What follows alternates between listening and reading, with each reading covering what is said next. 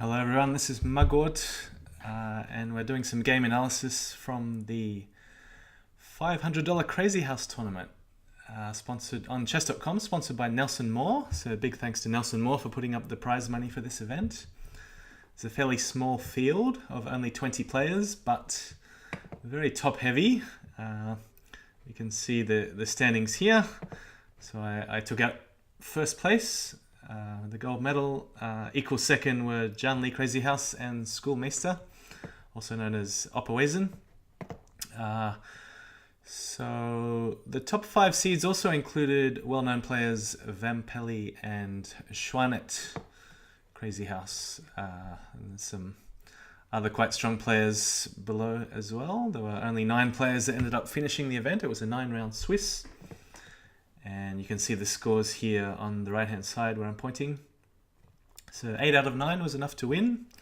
Equal second, 7.5. And there were only 3 prizes, so Vampelli just missed out on 7. Was the only player to defeat John Lee in the event. So well done to Vampelli. Very nice game too. I would like to analyze that one, but I'm going to stick to my own. I guess I know more about my own style of play, so it's better to comment on my own games. We'll jump straight into the game analysis, and probably a bit easier to analyze after the event because we don't have to relive the 3-minute long thinks. Sometimes I thought for 3 minutes on a single move because it was a fairly long time control. 5 seconds increment also helps a lot in time scrambles. Not that I had too many of those, but let's get straight onto it. First round opponent, I had Black versus Legion Destroyer. And don't consider the ratings too important here on chess.com. 1750, he's much stronger than that. Should be at least 400 or 500 points higher than that. Okay, so we start out e4, knight c6. Bit of a flexible opening, avoiding some nasty lines. I guess most people will go knight f3 or knight c3, but d4 and d5. Now there's really only a couple of main options here for white. You either take the pawn or you push it to e5. Fairly happy either way. So he takes, queen takes back. Some people like to gambit the pawn with knight c3, queen takes, and then bishop e3. So going for this sort of position where white has a massive lead in development and controlling the d-file already. That's probably worth the pawn. But instead, my opponent plays knight f3. Okay, so yeah, let's pause for a moment. I've got a few reasonable looking options. So for instance, pawn at g4. There's also pawn at e4, knocking away the knight, trying to remove the defender on d4. But he is going to answer that with knight to c3. And there's a question where my queen is most secure, where I'm defending the pawn, also attacking, keeping pressure up on d4. What's another move here? e5 is also possible on this move. I thought also about bishop g4, so I had a bit of a think here. Probably if I had this position again, I'd go e5, and if pawn takes, swap queens, dislodge the king to d1. Maybe end up playing a move like pawn at e4 after that. But in the game, I chose pawn at g4. So expecting knight c3, and I was intending queen e6 check. So here white has a number of ways to block the check. But it's a matter of whether he wants to sack the knight on f3. He could sack a pawn instead. In the game, he chose knight e5, which is a decent option. What else? What else is a move here? Maybe even blocking with the bishop and following up with d5. So I also considered this. Not quite sure what happens. Something like queen g6, pawn takes knight. You know, I've got a recapture on c6. I can't allow pawn at d7 check. So then, yeah, this is looking quite dangerous with knight at e5 coming. And then there's a lot of pressure on d7. So maybe I don't get a chance to hit away on g2. So bishop e3 was an option, pawn at e3, similar option. So let's go back to the game. Knight e5, take with check. And now pawn at e4. Other options. Yeah, again blocking on e3. Maybe even bishop to e3, because I'm just not sure I can get away with this piece grab with pawn at f4, because he's always going to hit the queen around with knight at c4. And the only way to maintain the pin is to go queen e6. But this gives, well, I mean, there's pawn at d5. And there's also moves like knight d5 or knight b5 to watch out for. Not sure which one looks more dangerous. Let's just stick it somewhere. d5. So by the way, this threatens mate in 1 with knight takes c7. And it's a question... Yeah, I mean, it also hits the pawn on f4. So it's... No matter how I defend c7, it's going to end up favorable for white. So I don't think pawn at f4 is really playable. I mean, let's try something else like queen f5 or queen g5. But again, the same thing, knight d5, and it hits these two pawns at the same time. And this is looking very good for white. So here perhaps the best move is just to develop. I mean, I'm a long way behind, maybe just knight f6. I'm trying to hold on to the pawn as long as I can. And it's here a battle of whether white can use his development advantage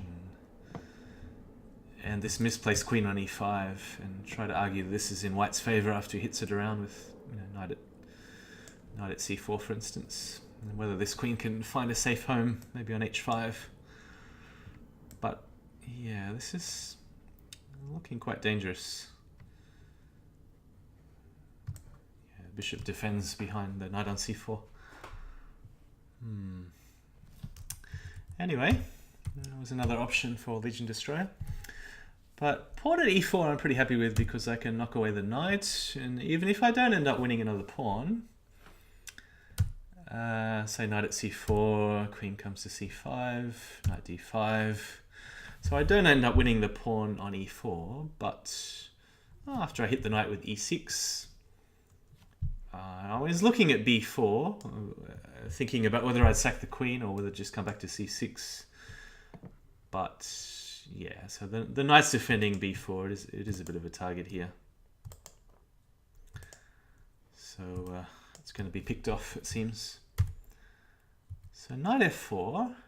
I decided to hold on to the pawn on g4 with h5. Seems like a good option here. So although the knights look like they have reasonable grip over the center and they're supported by the bishops, it's not that easy for white to put pressure on my position here. And the pawns are very well advanced. There's always going to be trouble if I can grab another pawn somehow and get in pawn at h3 or pawn at f3 after white castles. And if white doesn't castle, then what else is he going to do? So I did like my position here already, even though it looks like I haven't developed many pieces, only the queen, a couple of pawns. But yeah, I don't have a lot of weaknesses in my position. White doesn't have anything in hand, so you can't imagine any trades coming soon. So let's continue. Bishop d3, knight f6, castles. And there was the option to grab the pawn on e4, take on c4. I didn't even go for this because I thought e5 was even stronger. I mean, if this sort of thing happened in the game, I don't think there's anything particularly wrong with it, but after, for instance, knight to e5, do have to be a little bit careful on f7 with so many pieces also attacking the sensitive square on g6 after I've played h5. These squares just become a little bit weaker. So I decided to play the safer move e5. I think it's also a good move. Knight d5. So I'm picking up another pawn. Yeah, and also eyeing the square on f3 and g2, of course. So these are the weakest squares in White's camp. And he's going to have to cover these squares because the pawns really do keep the queen in a solid position on d5. He could try something like rook to e1, pressuring on e5, but all I need is just a good defensive move here. I mean, I don't think the sack on g2 works, so I'll just find a way to hold the pawn on e5, even if it's a passive move like knight at c6. I mean, I don't really want to spend a pawn guarding. I mean, I can play pawn d6, I guess, but I really want the pawn for h3 at f3. Is bishop d6 any good? He could trade, then knock around the queen with the bishop. Yeah, maybe just knight at c6. Just a little bit concerned what happens after knight takes, bishop f4.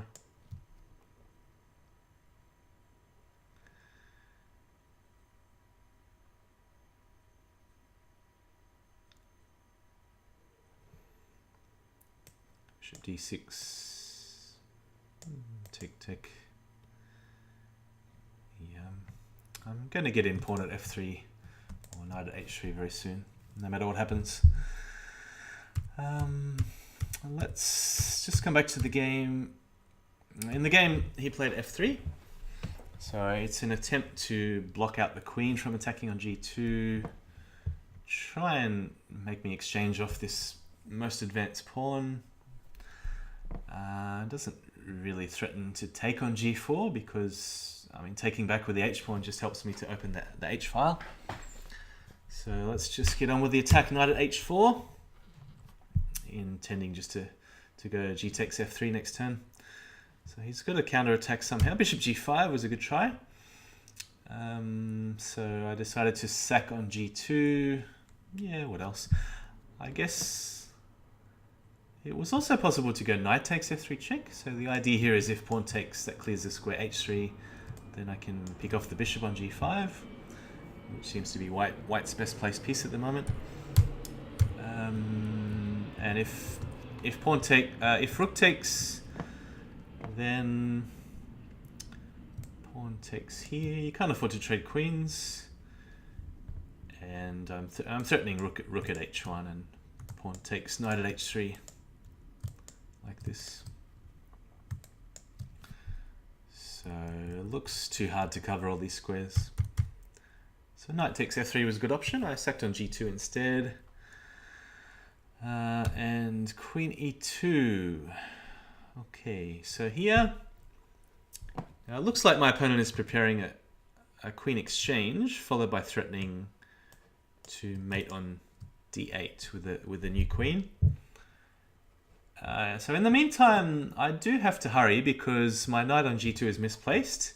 And in fact, the best move here would have been to bring the knight to f4 rather than knight at f4. So in the game, I actually put the new knight on f4, or the knight from hand on f4, but it was best to move the knight that was already on the board. And this just makes sure he can't exchange queens, because if he does, of course, queen at g2 is checkmate. So knight to f4 also sets up knight at h3, knight takes queen. If he trades the bishop, the point is here that I can place the knight now on h3. Eventually it's finding its way to f4, and then of course, there's multiple targets here. And it just looks good for black. But in the game, I did allow him some semblance of counterplay. So queen takes, take. I have to defend, and I thought the best way was with a fork. So just get rid of the bishop, knight h3. Taking looks a little bit dangerous here, so he played king h1. Knight takes bishop, and then because I am material up, I'm a bishop and a couple of pawns ahead, and threatening simply just to bring the knight back to f4. So he's got to find some way to counterattack. He tried knight takes f7 and then dropping the pawns on. But I thought I would be safe after just knight takes and knight d6. There was another option to play bishop at e6 and defend this way. So let's say, for instance, pawn at g6 and just move the bishop away. So the bishops do provide very good coverage for the black king. He doesn't have a pawn or bishop in hand. I mean, maybe he can grab another pawn and threaten on f7 like this. And I still have to be a bit careful. So I thought the key square was to cover e8 rather than f7. So this is why I allowed the pawns to come on g6 and f7. And I just moved the knight away. So after the pawn drops, king d8. To make any sort of progress, he either has to sack a queen, in which case he doesn't have enough material to mate, or find a way to distract the knight on d6. So he tried the obvious knight at e4 as a distraction, but he's not taking with check. So that gives me a move to bring the knight back to f4. And of course, this is the primary threat to attend to. And there's not many ways to do this, maybe rook f2 or something, but I can always just hit the rook with tempo, knight at h3, for example. So he decided to sack the queen, but it's never going to be enough. And after a few moves, it is game over. So king is safe on d8. Queen at h3 is a nice way to finish because I have two queens in hand, and I'm just dropping on g2. Or knight at g3 next. There's no way to defend everything. So Legion Destroyer resigned. Okay, that was round number 1. Let's move on. Round number 2. So here I have black again. So 2 blacks in a row versus Schoolmeister or Opperweisen. Always a very, very tough opponent. I haven't played him in such a long time control. 5-5. And let's see, you can see the result already. There's a draw. And just like in the other chess.com event, I have included the computer's analysis. And you can see it was looking good for black for most of the game. And unfortunately, I did miss some big chances in the end. We're going to come to those eventually, but let's see the game.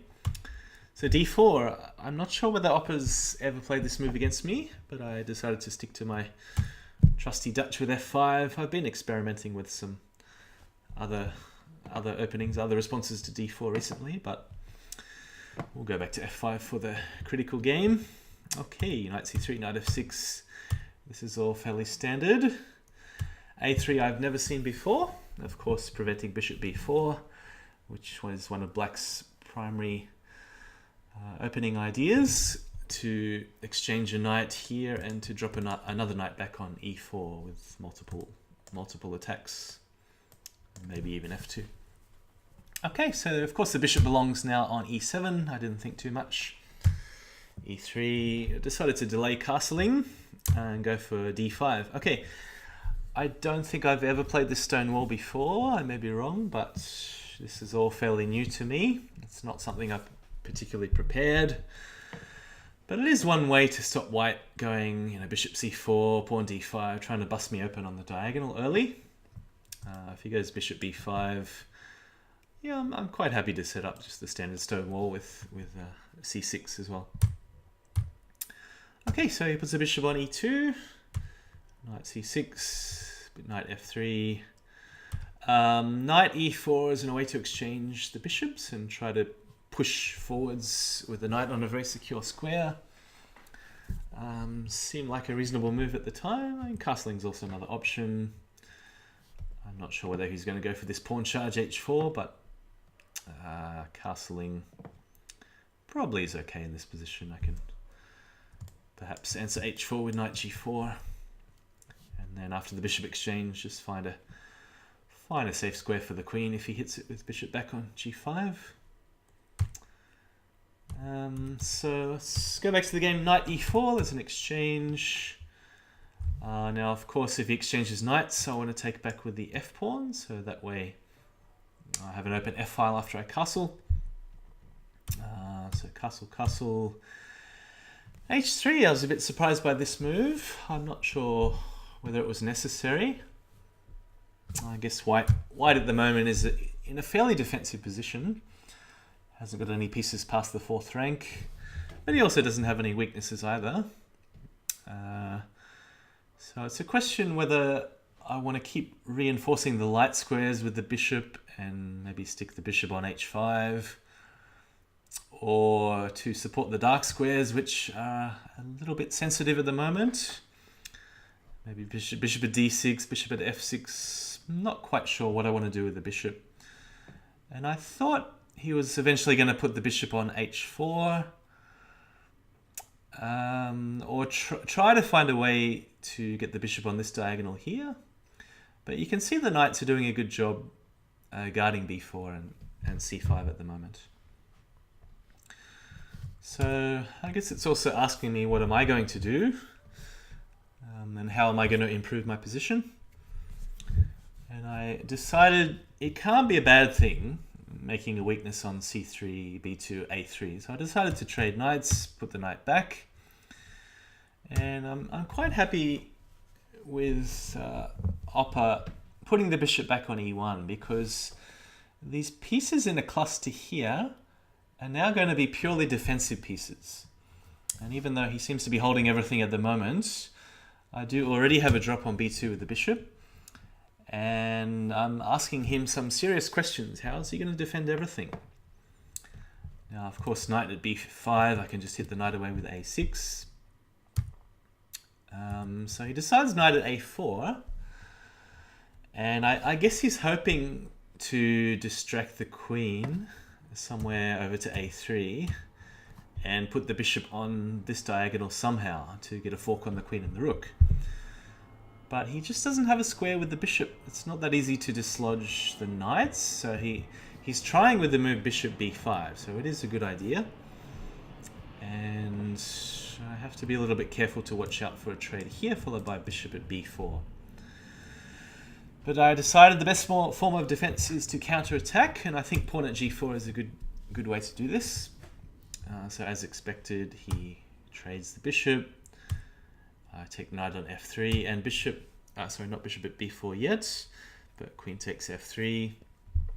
And I have to decide whether I can grab this bishop and what am I going to do? How am I going to answer bishop at b4?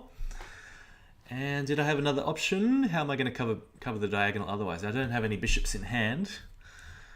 So, not that easy. I mean, I was considering moves like knight at h4, knight at g5. But I don't know, is there really any point doing this? Or am I just encouraging his queen further forwards? Because his next move is going to be bishop at b4 for sure. I mean, I don't know where this leads. Rook at h6. Can he sack the queen and then drop the bishop? Can he put the bishop on immediately? It's all a bit questionable. Even a knight drop... no, the queen covers it. Yeah, you have to put the bishop on first. Yeah, I'm really not sure how this ends up, but I guess I would sack back, and if everything's safe, try to find a way to bust open the king side. Knight h3 if it works, otherwise bishop at f3. Am I safe here? Yeah, I'm also covering the square h5 in case he tries to sack the house. Rook at g7, for instance.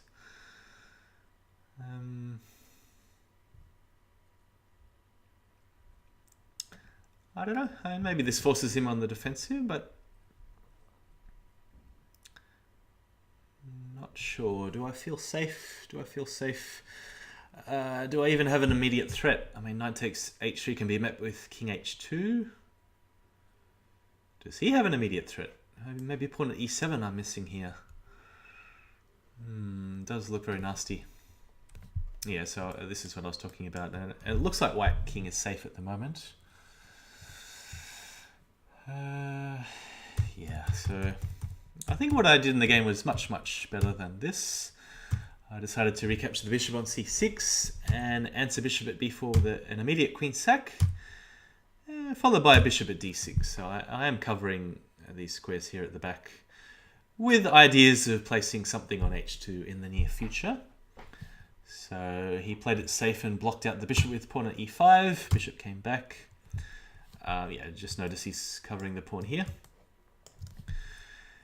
And knight at h5. Okay, very aggressive, but he doesn't have a lot of pieces in hand, just a queen.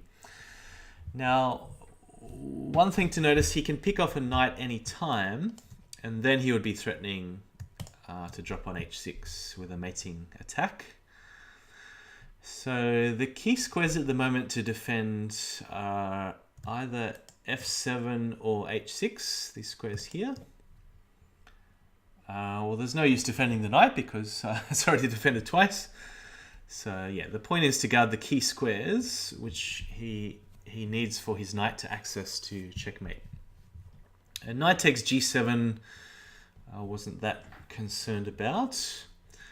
And I thought the safest move here, the most flexible move is certainly rook at g6, because of course it lines up against the white king and he also has to be very careful. So knight f4 makes sense to hit the rook immediately. And here we go, big attack, knight at h4. So his knight is now needed to defend on g2. He plays the most aggressive move, queen h5. And now I missed the best move here. I had plenty of time to think, still probably 2 minutes or more on the clock. But there's just so many ideas. Moves like bishop a6, trying to trap the rook here. There's a rook h6. There's trying to find some move with the bishop. Bishop at f3. Yeah, I'm trying to calculate, does he have a mate after knight takes rook? I mean, it looks like knight takes knight at the very least will be safe for quite a long time. But then if he goes knight takes rook, and I have to recapture with the knight, so just for example, something like this. Yeah, then he's got queen takes bishop, and I don't have enough pieces to really put some serious pressure on him. So the move that I missed, and the best move here, is actually rook takes g2 check, and this I did not see during the game. It surprised me when I discovered it afterwards. But the point is, so bishop at f3 really comes with a sting, and it's very hard for white to find a good move in this position. I mean, obviously the queen looks like she's trapped, and I mean sacks on h5 just don't go anywhere. h7 I mean. And dropping a rook just looks a bit silly because probably just pawn takes. I mean, with only a queen in hand, it's not really much white can do. And there's mating threats of rook at h1, followed by bishop takes knight, and knight drop on f3. And I mean, what else? Knight takes knight. Just bishop takes queen. Threatening bishop takes knight to follow. And the bishop does a very good job in defending also. Both bishops do. And yeah, where's the knight going? How's he going to hold everything? There's ideas also of dropping a pawn on e2, capture on f1. Yeah, I mean, it just looks very good for black. I don't know. Knight g2 just looks very passive. Maybe dropping another knight. Knight at f3, knight at g2. I don't know. There's pawn at e2. There's just trading here. Followed by knight here, take. Doesn't really look like he has a mating attack on me. And of course there's some big threats to deal with. Okay, so looked like a big move, rook takes g2, that I missed in the game. I played the move bishop at b5. So giving up the rook on g6, I was always intending knight takes. And maybe pawn takes is safe. I just wasn't quite sure. It looked risky at the time, but Yeah, I mean, for example, rook at h8 here, take. I don't think white has the right pieces, but he does have queen takes knight, and then what have I got? I don't have the right pieces either to mate. No, this is no good. All right, so knight takes g6 was the safest. I'm glad I did this one. And he followed up with knight c5. Okay, so no real threats there. I'm just going to grab the rook on f1. Knight takes knight I'm happy with, opening the f file. So now I can always answer king takes bishop with knight at g3, which I'm very happy about, and then mate on h1. So he can't take the bishop is safe. I'm intending to go knight at e2 check and entice king takes bishop. Otherwise a big sack on g2 should be fatal. I have two knights in hand. So he goes knight at h6 check because he's looking for counterplay. Take. And now it looks like I have to go for the attack because these threats on g7 look too strong. It's not actually true because I do have knight at f5 defending if ever I need it. And yeah, I mean, I might as well drop a knight on e2 check first. But it turns out this resource knight at f5 is enough to defend in some situations. And I'm just not sure whether I can do it right now because the rook at g7, take knight at h5, this sort of thing. But of course, there's no harm in checking first. And in the game, I played knight at f3 to clear the square g2 for the rook. But yeah, and I had enough time to find a mate here. I'm just a bit disappointed I didn't see it because I have all the right pieces, a rook, two knights. I've been practicing mates on the Chess Variants website. So if I knew it was a forced mate in 6, I'm sure I would have found it. Because, I mean, I saw that rook at g2 gave me a draw at least, and I thought I'd try and find something after knight at f3. And it turns out it wasn't even too late, but I had to find the key move rook at h1. So it is a forced mate in 6, and I have just enough pieces, so take a bishop sack as well. If he takes the bishop, there's knight at h4, and again the key move is knight at g3 to finish. If he goes any other way, I have pawn at g2 and knight at f1 to finish, or if he goes this way, there's just knight at f1 and pawn at g2.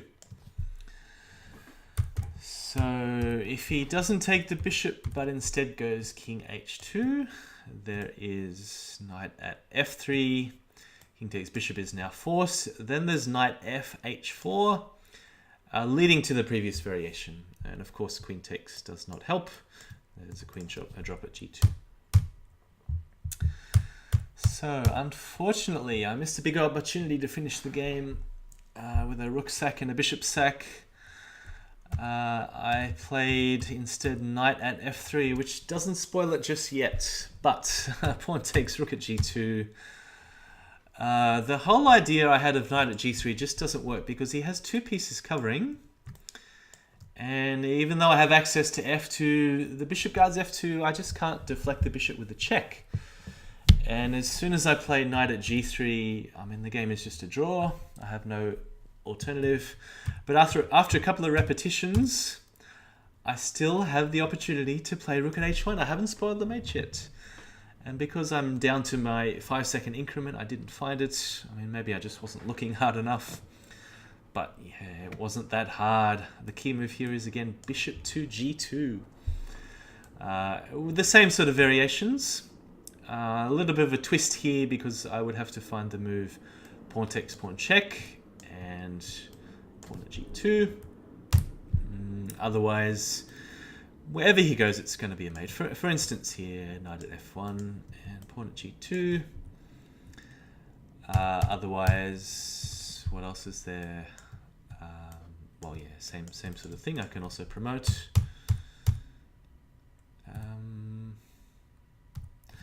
if he goes king h2, there is knight at f1, take, and again pawn takes leads to mate because of pawn at g2 to follow. And I think that covers all the variations. So I spoiled it in the end. I did too many repetitions and then threw away my opportunity with knight at g3. So after this, it's just a draw. There's absolutely nothing to do. Yeah, so the game ended as a draw. So there was something I was thinking about here without knight at g3.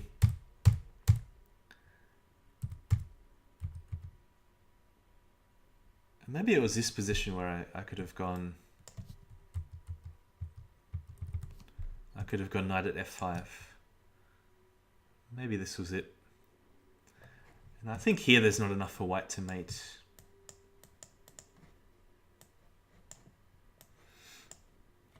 And where's the king running? This way, this way, this way? Or is it king h6?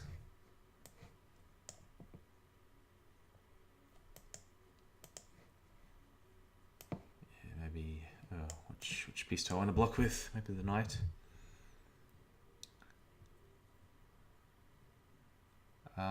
But yeah, there's no way I want to get into this sort of thing with a 5-second increment when I know I have a draw in hand.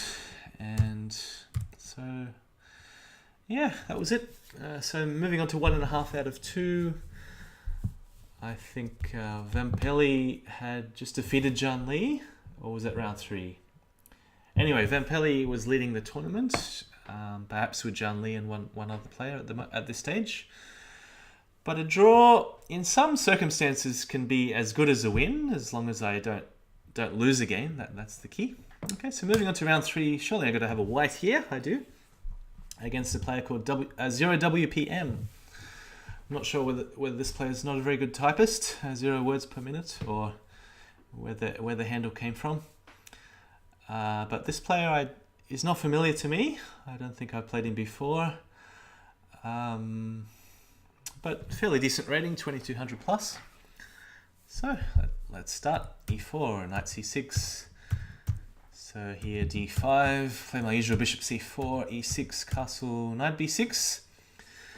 Now we're actually following the game from chess.com championship against Jeffrey Xiong, for quite a long time. Rook e1. Jeffrey here played pawn at g4, but here my opponent deviates with a6. Okay, so here I don't want to activate the sleeping bishop by trading on c6 because, of course, the bishop will always be bearing down against my castled king. Although knight at e5 doesn't look too bad. He'll probably end up putting another bishop on somewhere. So instead I thought bishop d3 was the safest and also gave potential attacking opportunities against the castle king if he decides to go that way. He does. Okay, so typical move, pawn at h6, take. Now, almost always in this sort of situation, you've just got to follow up with the sack, whether it looks good or not. You've got to do it, otherwise you're wasting too much time. So take. Okay, so key moment already. How do I continue the attack? Now this is actually not a beginner puzzle.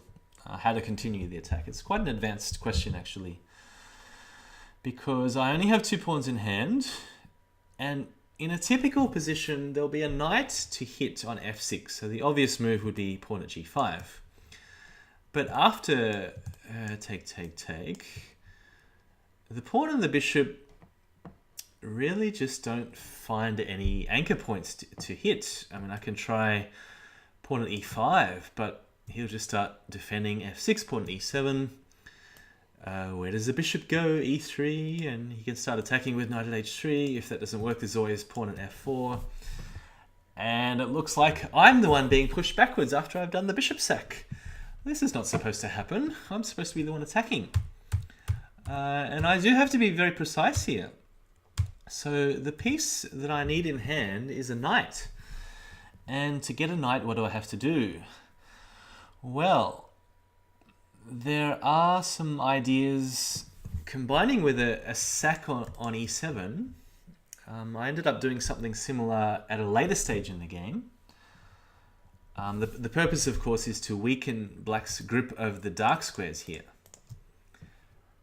So if I can open up the e-file, this is to my advantage. And in fact, the best move here is to play pawn to d5. And the idea, I mean, of course you want to grab a knight for h5 check and keep pressing that way. But the idea after pawn takes pawn is a potential sack on e7. Now, just for interest's sake, I'm going to show you the computer move here. I don't often do this, but the computer move is so funny that I like to show it in a video because you're going to get a good laugh out of this one. Are you ready for it? I hope it's not displaying on the screen somewhere. It doesn't look like it. Okay, so you're expecting, you know, a sack on e7 or maybe pawn at b5, trying to exchange some pieces off that way. But the computer move is pawn at a5.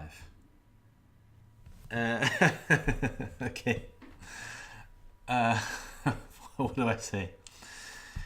There is some logical basis behind that. It's not just a random move. It's just not just number crunching. There is a point that if, I mean, of course the idea is to chase the knight back to a silly square and then grab d5 at some stage. But if knight takes pawn, you want to find the right time to sack on e7. And I'm not sure whether now is the right time, but let's just do it anyway. So take. Pawn at f6 looks very tempting because you can follow up bishop at e5, but perhaps even better to go bishop at d4 check. Now something's going to block on f6 to grab the knight here with follow-up attacks if that bishop is taken. Then eventually we see the point of the computer's line because knight takes d5 is very strong for white. And that's just such a ridiculous line starting with pawn at a5. I don't know whether any human at any time control would have found this idea. But okay, it's out there, it's known. And of course that applies in this particular position, and it may not apply to other exact positions, even though they may look similar. So I mean, chess and Crazyhouse are just so concrete that even if you have an idea in mind, you still have to apply it to make sure it fits, to make sure all the tactics work out in this exact position. And here it works. In a similar position, it may not work. So, but it's something to add to your personal database of ideas in case it comes up in the future. I found it absolutely fascinating, so that's why I'm showing it on the video. And yeah, of course, I don't always show computer ideas, computer moves, computer lines, but yeah, it was just such an out-of-the-box move that, yeah, I like to show these kind of bizarre ideas. Okay, so the move I played in the game, which seemed more sensible, was not pawn at a5. Where are we up to? Knight to e5. So this is a human way to trade off knights, but yeah, it turns out not to be the best move because bishop at h6 is a good way to try and really reinforce the defense on some of these dark squares like f6 and g5. And now I did have a good idea to trade off the bishop with the move knight g4. I think this would have been the best move. Just trading off the bishop immediately, trying to draw out the king. In case of bishop e g5, what am I going to do here? I mean, I could take straight away. I could try and find a way to exchange this bishop, maybe knight to e4. I could start building a base with pawn at e5, pawn at f6, that sort of thing.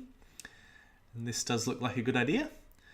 So for instance, if he takes on d4, there's always knight takes, and if bishop takes, there's queen g4 check. That's one of the tactical motifs I had in the game. So I decided to go queen g4 check immediately, but after pawn at g6, I don't have this move anymore, knight g5, so I have to find a completely different idea. It's also hard to start building a chain, trying to take over the dark square with pawn at e5, pawn at f6. Maybe I should just allow the bishop to come to a better square and then go pawn at e5 anyway, see where this leads. Probably king h8 in that position. But knight to e4 was the move played in the game. And he followed it up with a good move, f5. And just struggling to find a good idea because, of course, it looks like I have to sack another piece. Throw another piece on the Barbie, as we'd say in Australia. And I got to find the best way to do this. Maybe just queen back to h3 and at least grab a pawn. Now, of course, if he trades knight, that helps me reinforce the attack on f6. What else? Knight d4. I'm still intending to go knight g4. I mean, maybe it's even possible to sack a queen like this. Where does that lead? Bishop at e3 and pick off the knight this way. At least here, the pieces are not really pointing at my king. The rook attacking along the f-file is not so dangerous. These squares are very well covered by my bishops. So this is an interesting option. I'm not sure where it leads. But in the game, I decided to sack the piece this way. Or actually sack the queen, not just a piece. So pawn f6, knight takes, pawn takes, and the idea to come back with the knight to g4. And the whole purpose is again trying to fight for the key squares f6 and h6. Now I've sacked a queen in the process, and he's got a pawn in hand, so I'm expecting some sort of quick counter-attack, maybe pawn at h3. That is what happened. And the idea here is if I take, that he's probably going to follow up with knight takes pawn. And yeah, threatening pawn at f3 or pawn at g2, stuff like this. And it looks like I'm the one defending. I mean, maybe it's okay after bishop e4, but not such a nice position. I decided to play a slightly safer move, bishop to e4. I was expecting a trade on g2 and follow up with some way to drop the pawn on quickly. Maybe even queen h4 with the threat of pawn at h3. Tying the knight down to defending f2. So for instance, something like bishop at g3.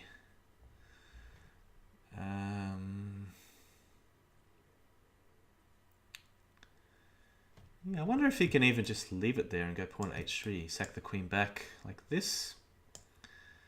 Because this pawn on h3 is a real thorn. I need to get rid of it. And I don't have any very quick counter-attack. Yeah, and of course if I move the bishop or trade it or whatever, it doesn't really help me because he just puts the bishop on g2 and I may be dead already. So that's what I was expecting, but he decided to trade knights on e5, and I'm actually very happy about this because he's helping me to come closer to the king. I now have another piece attacking on f6, supporting f6, and it looks like his attempt at attack with knight at f3 is just not going to work. So I'm going to take with the bishop, of course. Rook takes. Now it's important I never move this pawn. I don't want to take anything. I just want to leave it there.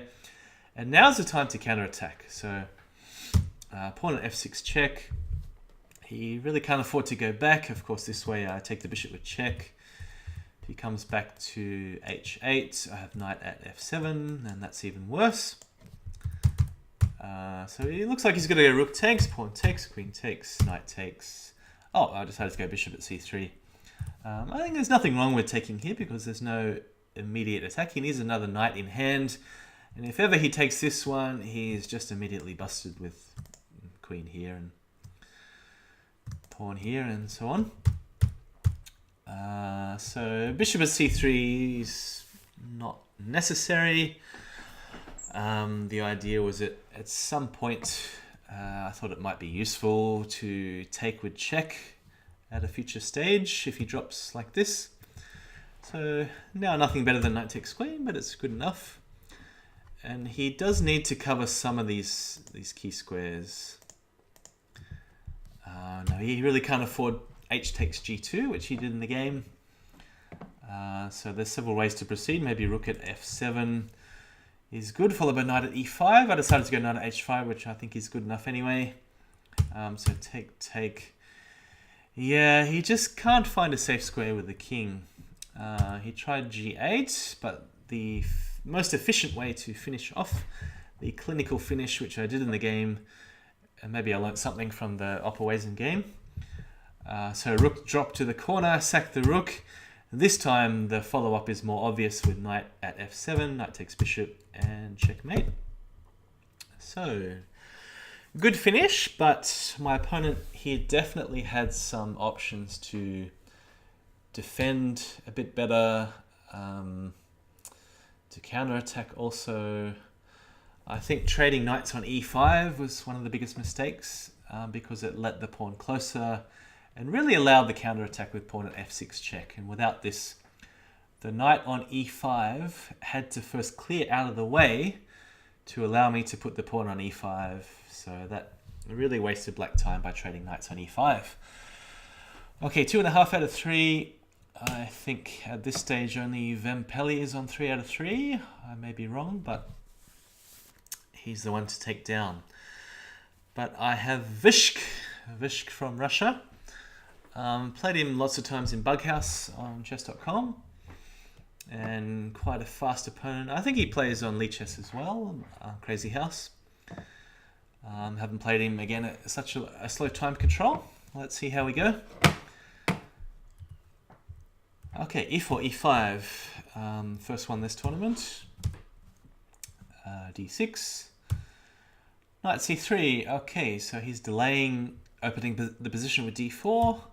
Bishop e7. Just a beginner's trap. You shouldn't start with knight f6 because even though the maxim is to develop knights before bishops as one of the opening principles, not such a good idea here due to the immediate knight g5. And how do you cover f7? You probably have to sack the queen with queen e7. Not really what I want to do after 5 moves, although in some positions I don't mind sacking a queen after 5 moves, but not this one. Let's come back. Bishop e7. Now d4. Now this particular move order is very interesting because it gives me some options. Now, I played bishop f6 in the game. Perhaps it's a little bit more accurate to trade on d4 first and then bishop f6. It just turns out that he has less attacking pieces on the board. And of course, bishop f6 comes with tempo. There's also an option to play knight e5, knock away this one. Just a bit worried about pawn at e6 and a quick attack because he has so many pieces hitting on e6. Not entirely sure whether this works, but it does certainly look a bit scary.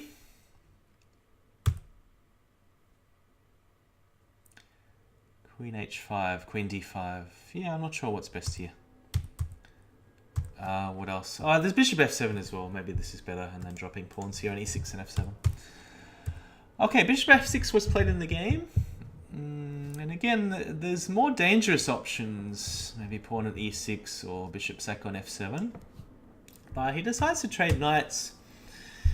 And now I think I can at least stall off the immediate sacrifices and attacks. He plays a good move, pawn at f5. So this is a slower way to play.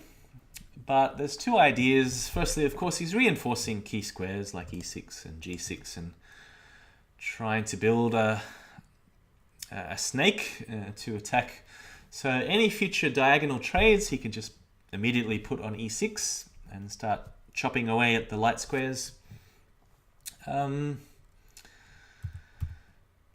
The other idea also is planning on castling kingside, and you can see how it's blocking the diagonal here for the bishop.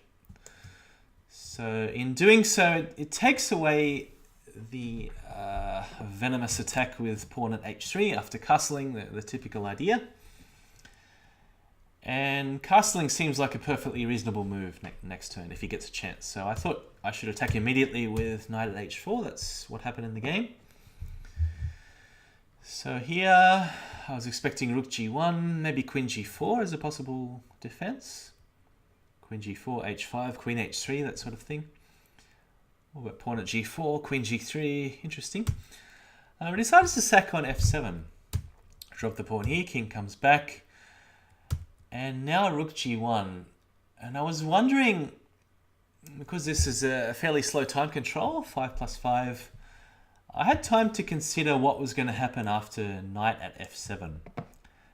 I mean, that looks like an obvious move because it wins material. And I had to decide whether my opponent could allow knight takes g2. I was using his time to think. Now, this didn't happen in the game. But one possible continuation here is king f1, and surprisingly very strong to move the knight back to h4 and threaten pawn at g2. So the idea here, because white doesn't have any pieces in hand to block with, I can answer rook g1 with bishop to a6. And you can see how hard it is for white to cover this diagonal. And it looks like he's got to play king e1. But here, a typical motif with the bishop on f6 is to trade for the knight when it's check and when it favors black.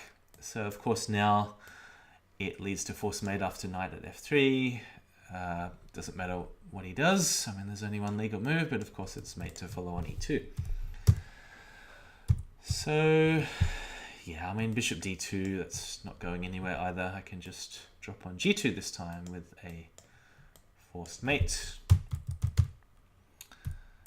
So that's just one example, but yeah, this is good for black with knight takes g2. So he did the right thing, rook g1, and now I have to decide, am I going to stop knight at f7? Am I going to find a way to attack again with pawn at h3? That's what I did in the game. So here, it's hard to say what white should do, because if he does what he did in the game, I have the typical trick with bishop takes and knight at f3 check. So, what are white's options?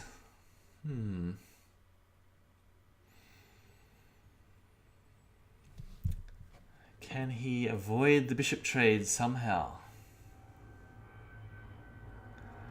My knight at e2 doesn't help to defend f3. I'm just going to play pawn takes pawn. Can he play pawn to f3? Looks pretty awful. Do I have a good response? Bishop at d4 here. I mean, surely pawn takes pawn looks good as well, but maybe bishop at d4 even better. Looks like he'd be forced to block with something. I'm just not seeing how this is helping white at all. Take, check. Pick off the rook. Pawn takes pawn. Or just start with h takes g. He doesn't have a knight on f7 anymore. Yeah, so I'm really not sure what white should do here. Maybe there's no good move. Pawn takes pawn. Take their check. Take knight f3. King e2. Might as well grab the rook with check. Bishop at f3. King here. So I was deciding whether to drop the rook on e2 immediately, or whether there's some tricky way to stop counterattacks with knight at f7. And also trying to weigh up whether there's any danger in allowing queen takes g7 with check. He does have two knights, bishop, 2 pawns in hand in that case. So he would need this diagonal open for the bishop. And a move like pawn at h6 to follow. At the moment, notice the bishop is covering on h5, stopping any knight checks here. So it looks like the most dangerous move at the moment is knight at f7. And I could think about playing knight to h6 if I want to stop that. But he's probably going to start dropping stuff in defense. Maybe bishop at c4, something like this. And the king certainly doesn't look very safe. Another idea I had was to play something like queen f6 because it does try to prevent the danger of knight at f7. Another idea was to try and prevent the king's escape after rook at e2 check, king d3, and bishop a6 check. So in some lines he wants to push the pawn to c4 and open up an escape avenue this way. So that's one idea of queen f6. I wasn't sure what's happening after bishop at d4, rook here, king d3, bishop a6, c4. There's pawn at c4 as well to consider. Oh, hang on. No, I mean this may be playable. Wasn't quite sure. Maybe the queen's just in danger here for no need. So rook at e2 I thought can't be bad. King d3. And now before I throw in a check, I decided to take the pawn on e4. So here there are multiple ideas. I mean, of course, bishop a6 always looks good. Now c4 is reinforced by the rook.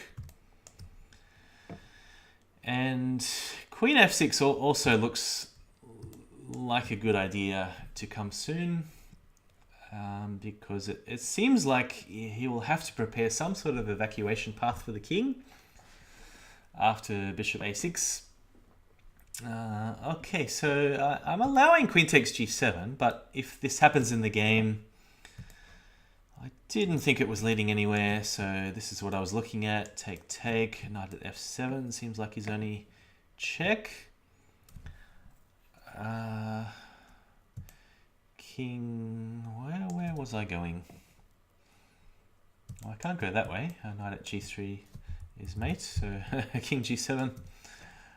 Something like this, bishop at h6, king here. And now, are there some keyboard shortcut to turn on the engine? Oh, it is calling mate in 6. I didn't realize this during the game. Pawn at g5, king takes. I'm not sure whether I'm going to be able to find this. Oh yeah, taking the queen with check, so... Oh, there's g4. How do I... no. So yeah, knight takes queen with check, and then queen at f5. I'm not really thinking ahead very well here. Queen f6, king here, queen f8, knight drop, knight g7, and no. What am I missing? What am I missing? Something very obvious, I'm sure.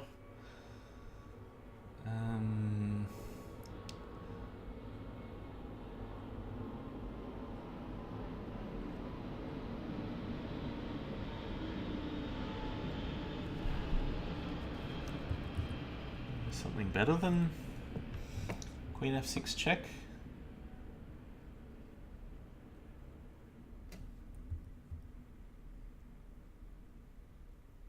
Oh, the knight covers f5.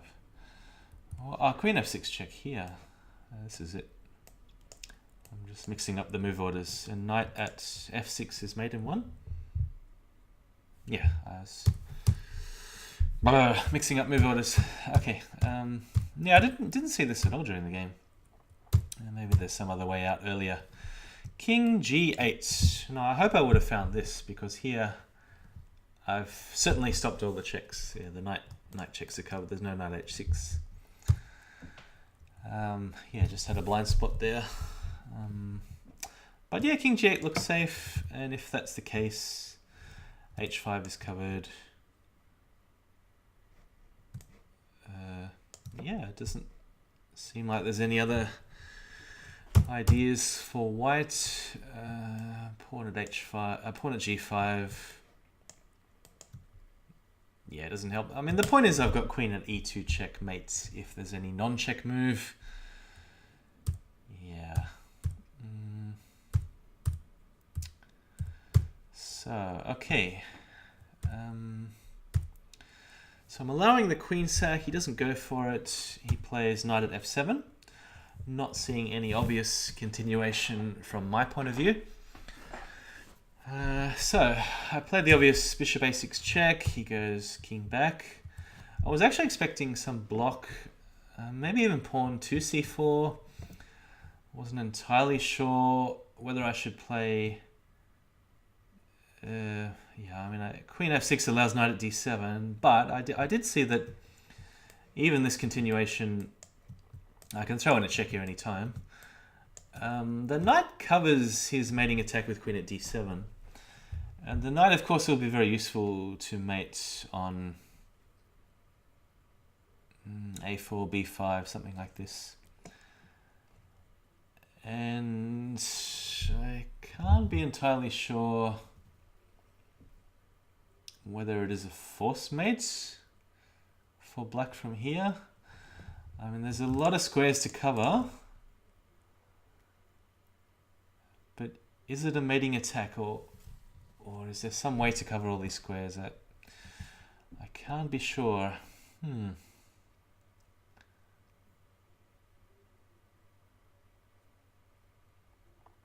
even if he somehow grabs a knight, that doesn't allow him to mate. I mean, he has to clear this guy out of the way or exchange this one. I mean, just as an example, bishop g5, for instance, threatening now bishop takes and queen at d7 check. So now there's knight at b5. If the king comes this way, there's pawn at c3 and pawn at b2, knight a3. If the king goes b2, or something similar is going to happen with pawn at c3. And then, yeah, same sort of sequence. If the king goes to b4, there's... Well, I've got all these squares covered, so I just need to make sure I can cover this square where the king is on. With 2 pawns in hand, I'll need to either start with a bishop check or a knight check. What's the finish here? Is it just knight c3, pawn here, knight a4? Tricky. Knight a4 may not be enough because of king c1, king d2.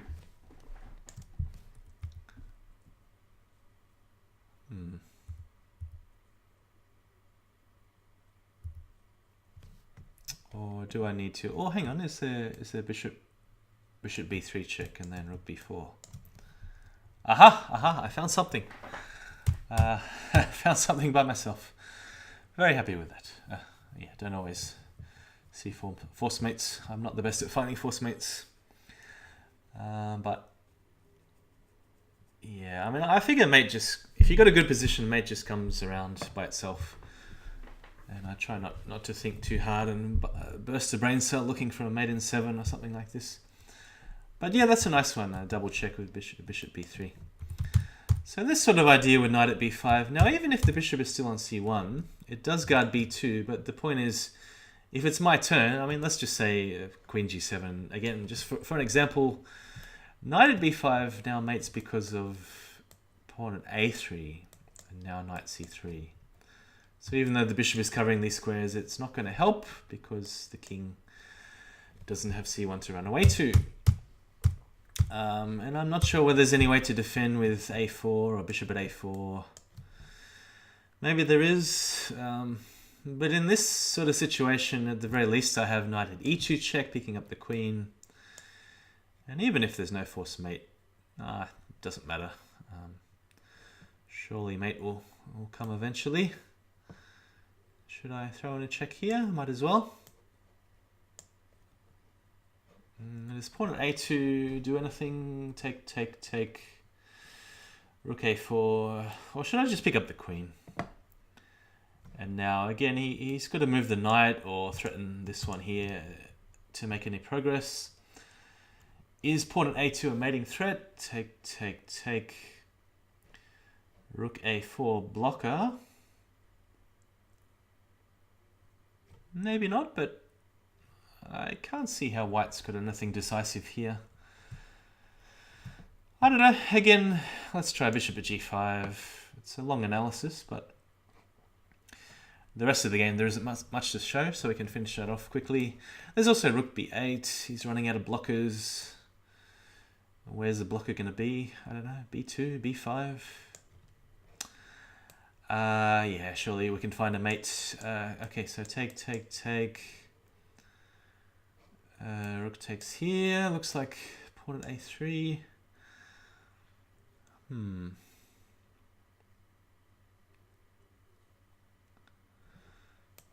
How about this one? Rook at a1 check. The same theming as us 3 times this tournament. We found an idea involving rook to the corner, sacking a rook with check. So this one, take. Now surely this is enough to finish off. Is it bishop at d4? I can always take this one first. Maybe this wasn't entirely forcing, but yeah, just as an example, we've got queen at d4 or queen at b2. Okay, so let's return to the game. That was about a 12-move sequence. Okay, so in the game, Vishk played the move king d2 and allowed a discovered check. So the question is which way? Now I might as well come back and take the pawn on e6. So at the very least I've got king takes knight if I need it. The knight is now unprotected. And this is a big check. I was expecting king d2, in which case the game might have gone rook e2 here, rook f2. Probably some blocker has to appear. And I mean, rook takes looks very strong. Or is it just bishop takes pawn? Either one, doesn't matter. King here, rook f1, take. And with so many threats, he has to counterattack, but he's only got one check. And yeah, the checks are going to run out very soon. Looks like an overwhelming advantage to black, mainly because of white's lack of king safety. And lack of queens, I guess. Okay, so the game ended like this. So blocker on e2, it's mate into, bishop takes, and knight f3. Okay, so that was the end of round number 4. My score is currently 3.5 out of 4. And in the next round, of course, I'm facing Vampelli, who's on 4 out of 4. So critical game here in round 5. Let's move straight on with it. White again. Okay, so that's what, 2 whites out of 5. I've already had 3 blacks, so I'm due for a few more whites. All right, so we are expecting an e4, e5 opening. Seen all this before. Okay, d6 is not what Vampelli normally plays. I'm already surprised. Playing the sharpest line with d4. Take, queen e7. Again, sharpest line with bishop takes pawn check. Queen takes pawn drop. Now, I've only looked at bishop takes pawn. And then, take, put the bishop back on the board and threatening to drop on f7. And usually these lines are good for white, although you still need to be very precise in some lines. Now, Vampelli surprised me already with... Where are we up to? Oh no, take. Pawn at f3. So move number 8, pawn at f3. I haven't seen this before. And he's moving like a bullet, moving 1 second to move. And on my next turn, I spent 3 whole minutes deciding. I have a number of tempting options. Starting with knight moves. So knight takes bishop. And I don't like this because the knight is misplaced. Of course, he's going to answer pawn g2. There's actually a hidden threat here of pawn at e2. And the point is here that, let's say, I don't know, queen d2 or something, pawn takes, rook g1. After he finally recaptures the knight, knight at f3 is just such an overwhelming threat. And I don't know, I mean, what am I going to do to stop it? I have to either put something on f3 or put, for instance, the bishop on g4. And dislodging the bishop, knight f6. I don't know what the computer move is here. He's got prepared something. I don't know. What else is possible? Let's set up some trick with knight to d4. Maybe knight to e5 as well. Just trying to put as many knights on g4 and f3 as possible while I've got so many difficulties with the pawns stuck in my throat on e2 and g2. Yeah, I don't like that. I ruled that out on principle. Knight takes c7 is kind of interesting. But is there really any need to give up a knight at this stage? Maybe taking back with the pawn. Or a bishop at h5 check is also interesting. I don't know whether he'd play bishop here or something. Bishop takes pawn. But it does allow knight at d4 or knight at e5. And he's always going to be pressuring my light squares. I've got 2 pawns for peace, but no, I'd prefer black in this position. A lot easier to play for black. Okay, so some more realistic options I considered knight g5. So of course that hits the queen as well as f3. Maybe pawn at e2, maybe pawn takes. I didn't like this line because of bishop at h5, and I'm not sure again what the best move objectively is here for black or white, but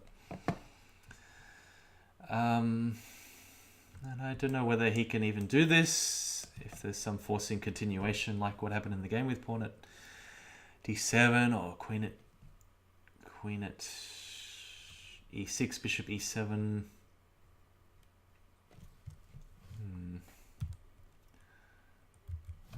Or is it this one? Not entirely sure. King e7 is a move. Bishop here may be playable if I'm running out of pieces to sack. Which way? Bishop here. Yeah, I can't go to e7. Pawn there. Queen at f5. Would I have to drop a queen, or is a knight at f6 taking... what? I have to drop a queen. Then he can just keep taking and repeating. So queen f5? Or is this simply good enough? Oh no, I can be safe on... run to d8 and be safe on d8. Perhaps queen f5 is a move here. Looks like this will be a killer blow to come soon.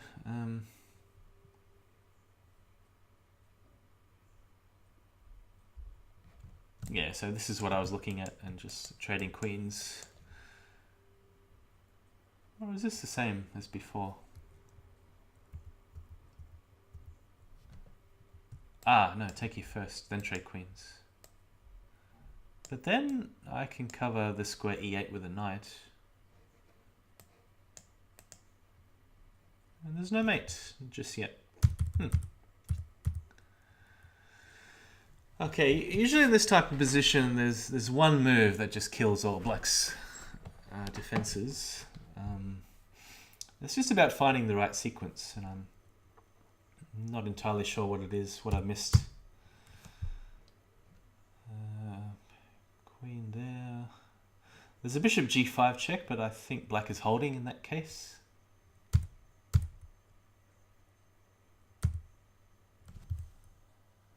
Yeah, I don't know. It takes some very precise analysis here to really figure this out. And if that doesn't work, there's also pawn at e2. Probably this just works out better for black. Okay. So this leaves the two captures on f3. And I couldn't decide whether to go queen takes or pawn takes. So let's look at what I didn't do, which is pawn takes. I'm expecting bishop at g2, rook g1, bishop takes f3. That's just such a big choice here. Queen d3, pawn blocks. Pawn at d7 could be a move at some point to try and deflect the queen and try and lure the king onto this diagonal. It could be useful later on. And pawn at e2 is another move. Yeah, it's not the sort of position I want to walk into without having at least looked at it once in advance. Don't feel that safe in this sort of position. Bishop e4. Just queen takes knight. Where's the weakness? Maybe pawn at e2 here. Knight to d4. Yeah, this is some fierce attack coming very soon. So maybe there's a more precise way to play. But I thought queen takes f3, even though it does make some weaknesses, there's no way to avoid them. And I thought this was actually the safest way to play. So, queen takes, pawn takes, and pawn at g2 as an instant response. Now, Van Pelle said after the game he mixed up a move order, and we'll come back to the game in a moment. But I am assuming that he intended to play the multi-purpose move, which is bishop at c4. So this, of course, threatens a mate on e2, and if that mate is defended, the bishop is very helpful in covering f1 as well, and giving more power to the move pawn at g2. And of course it also defends some critical squares e6 and f7. In case of what happened in the game, which was pawn at f7, this move, by the way, is no good at the moment because he can afford to take it, check, and king e7. And I don't have any good follow-up because of this single incredible piece on the board. This is just a one-man army, this bishop on c4. Attacking and defending at the same time. And yeah, now I'm going to be the one defending, and it's not easy to stop all the threats here. Yeah, so black has the advantage. Okay, so in this position, white should pull the knight back and defend with knight to f4. And, well, the game goes on. I'm not going to analyze too much, but pawn at g2. I can't remember what the most precise move is here. I don't think it's rook g1. But yeah, this is bishop at h5, or maybe pawn at f7 now to try and distract the bishop. And if the king takes, can we then go pawn at e6? And that looks like it forces it, the bishop distraction. King e7, I'll just promote to knight with check. King d7, at the very least I have bishop at h3, that seems to be good for white. And maybe there's other moves as well. So yeah, probably bishop takes, and it's either knight takes or rook g1, probably knight takes, and then the game goes on. It'll be very interesting to have this sort of position. So both sides have chances. Maybe in theory it's a bit better for white, but still plenty to explore from here, and maybe there's something I missed earlier. Okay, so the game ended kind of tragically for Van Pelle because it is a forced mate after pawn at f7, king e7. There's no way he can take here or play king d7 because of knight c5, clearing e6 for all the daggers and swords and spears, the pawns and bishops and queens.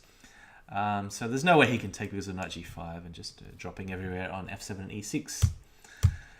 So here take with the knight, of course, with check. Knight at d5. Clearing with check. Knight c5 was a little bit more precise, perhaps. And following it up with bishop at e6.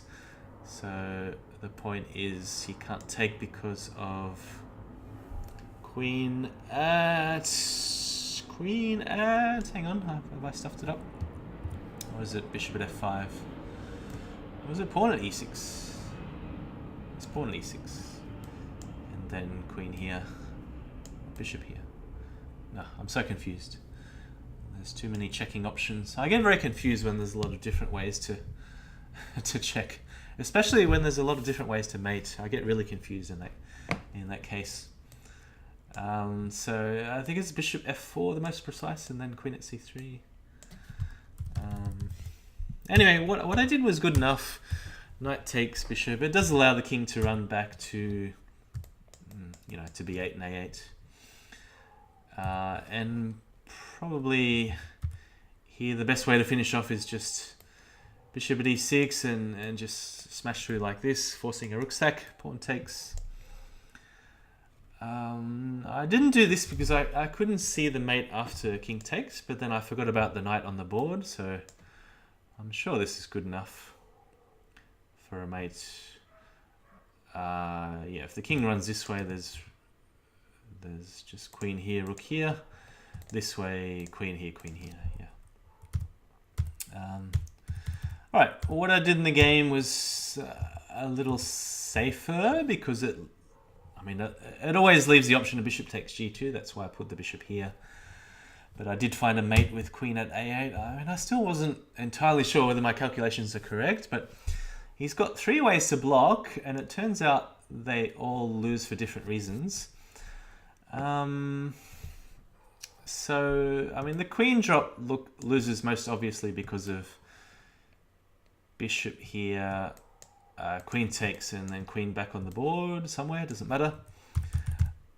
I was expecting knight blocks, so this is why I played very quickly bishop here and bishop g5, which is the key move. So the point is now either the rook has to block, I take it, drop on c8 with mate, or the bishop or queen has to block, and then I take once and sack here, followed by a bishop drop on e7. So he actually played bishop on b8, maybe trying to confuse me. So I could have made it into the queen takes bishop and then dropping here, but I sort of, well, not pre-move, but played without thinking bishop g5 check because I thought it was necessary. Not really. I can always come back to queen takes bishop so it doesn't spoil the mate. And okay, nice finish. So that takes down the leader, Vampelli. So I'm moving on to 4.5 out of 5, still undefeated. With 4 rounds to go, let's continue. Round 6 is White versus John Lee, also from Sydney, Australia, like myself. Now, the time of this match, we started about midnight, Sydney time, local time. And we've been playing for a little bit over an hour, so maybe this is about 1:20 or 1:30 a.m. So not too not too late, not too early. By early I mean 4 or 5 a.m., which is when some of the Crazyhouse tournaments online start. So it's at a reasonably good time. I think we both don't mind staying up for a match. I know John Lee's a bit fresher than me in the mornings. He doesn't mind getting up at 4 or 5 a.m. to play a match, especially if it's someone famous like Yasser or a big money event, chess.com, or a yearly event or so on. So okay, here we go. I'm not really sure what to expect. E4, E5 we've been playing a lot, so okay, treading down the same path. I've played this quite a number of times. He likes to delay castling, goes h6. So here, of course, taking away the bishop g5 and knight g5 sharper options. There's 2 aggressive ways to play here with knight d5 or knight a4, trying to trade the bishop. I've been playing this one a bit, so this is what I know best. I might as well stick to what I know best for a big match. Okay, knight takes, bishop back on b3. Knight at e6 is pretty much forced. I think there's a future game I play against the Swedish player Midnight Fox, and he castled. It does allow bishop sack on f7 followed by a pawn drop on g6, and we'll come to that game a little bit later. So knight at e6 is probably the most solid move. Here there's a maneuver, knight h4 to f5, and the idea is to put pressure on these squares e7, g7, particularly this one on g7. So aiming to either trade the knight on e6 first, or maybe even sack on g7 to open this diagonal for the bishops. I'm not used to saying bishops because I teach chess in schools, and well, to open one diagonal for the bishops doesn't come around too much in real chess, so I'm not used to saying that exact expression. Okay, knight h4, knight d4 definitely makes some sense to possibly exchange for a bishop, puts pressure on e2, stops knight f5, and also reinforces e6. So a very good multi-purpose move. Okay, so bishop e3, planning to trade immediately. Take here. Opening the A file. So it was funny, after the game, Zhang Li pointed out, even though he spent quite a long time on his next move, bishop at h5, he mentioned after the game that, or was it during the game? I wasn't watching his stream during the game, but I saw it afterwards, that he didn't even see this open A file. We have even played this position a couple of times before. To prove it, let's have a look at the openings book. Let's see, how many times has this position come about? 4 times, and you can see Margot Zhang Li. I've lost a couple, I've won one. So it's all some low-rated players as well. I played this once. Bishop at h7, interesting. But yeah, 3 times rook takes a1. So I guess maybe it was a late night, but he forgot about this open A file. And bishop at h5. It's a novelty, but probably not one that he's likely to repeat. And I really should just punish him here. Rook takes rook is good. There's also a good option to take here, then rook takes rook. I mean, I wasn't quite sure. I did look at this. I wasn't quite sure what happens after queen takes knight, because one threat, of course, is to sack a queen followed by a knight drop on g4, and I have to be careful. I wasn't sure whether rook takes c8 check leads to mate. He can put the knight back, he can move, but here he's running out of blockers, and this is the point. So, I mean, if knight here, he doesn't have any mate threat, so I can just pick off the rook and then, threaten bishop here, knight here, this sort of thing. Can trade the knight here if it helps on e6, if it helps to set up a mate later on. Yeah, I'm sure there's no mate that I'm missing here. So if he has to play c6, then I'll trade here. Whichever way, there's going to be, I just have too many pieces in hand. There's going to be some mate on c7 or just chasing the king. So what is the move? Is it bishop at f5? It does cover a lot of squares. King f6. There's a nice deflection tactic with knight at h7 here.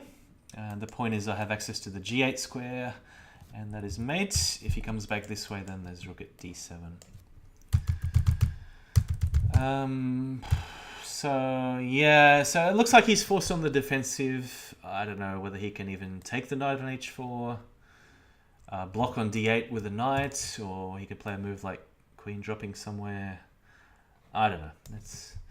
Should be good for white. What I did should have also been good, but Zhang Li's incredibly resourceful, especially when his back is against the wall, finding, yeah, just good multi-purpose moves, defense, attack, trying to find the longest way to survive and really push your opponent to the very end to find the most accurate ways to finish off the game. So rook takes rook, bishop takes queen. I could have taken the bishop back immediately. I wasn't quite sure what happens after queen at g4, knight at f3. I mean, it looks like this is totally fine for white. I'm threatening, bishop h3 or bishop f5. I decided to be a bit more bold with bishop takes knight. Oops, what am I doing? So bishop takes knight first. And the idea is to provoke f takes, and then I have better access to these squares here. And maybe now grab back the bishop, or is bishop knight at g6 any good? I mean, there can't be anything wrong with this, and then sticking a bishop here next turn. Gives an option to castle, but if ever he does, there's always knight here, and then threatening rook at h8. I'm not going to go any further. So he took back with the bishop. I thought he would do this. It looks the most solid approach. Sack the queen back, take. The purpose of this rook drop was just to entice the bishop back to c8. And if he drops the bishop on, then it just means there's one less attacking piece pointing towards my king. And I was going to follow up knight at f5. So taking once doesn't really help. I'm always threatening a mate here, and I can recapture the bishop at some stage if needed, if the attack runs out. Okay, so blocking with the rook, I just trade. So bring the bishop back to c8 and then work out what to do. Okay, so taking the bishop on d1 can't be bad, but there is a better way to continue from here. I didn't see it in the game, only discovered this afterwards. But the most precise surgical incision here. So the tool or the device that the dentist would use to drill into the opponent is the move bishop takes b6. So this causes real pain to the opponent. And of course the obvious threat is bishop takes c7, just blowing up the position, which means black has to waste a move on defense, and not just a move, but also a piece in hand. So for instance, bishop b8 is a bit sad. Rook or queen at d7 or e7, something like this. But then there's a number of ways to proceed. I could take the bishop back now. I could possibly even take the pawn here and then stick a pawn back immediately, and then another one on c7. Again, it looks like he'll have to defend that square, and maybe bishop at b8 is forced this time. Should I take it? Or should I leave it there for another move and take the bishop back? Queen at g4, knight at f3, this sort of thing. So if this happens, then there's less danger of him launching a counterattack by bishop at e2, because he doesn't have a rook in hand. So this move, bishop takes f3, is less of a worry. So there's no knight at h3, rook at g1 to worry about, that sort of thing. So here I could probably just move the rook away. Rook at e1, maybe even rook at a1. Take, knight drops, king f1. So I don't have to analyze, queen takes f3, this sort of thing, because with only a knight in hand, I don't think he can afford to grab on c2 because of a pawn drop here, and then, hang on, I don't have knight at f5 in this case. Maybe I do have to be concerned.